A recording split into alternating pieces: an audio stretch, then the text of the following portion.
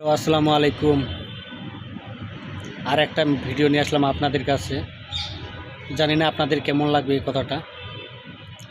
আপনারা যদি ঘরের বউকে ঠিক রাখতে চান, তো যা যা করবেন। নাম্বার 1, ঘরের বউকে স্মার্টফোন দেওয়া যাবে না, বউকে বাজারও পাঠানো যাবে না, বউকে বাপের বাড়ি একা পাঠানো যাবে না,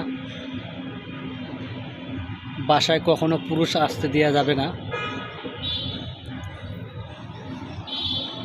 বউকে বেশি টাকা দেখাবেন না।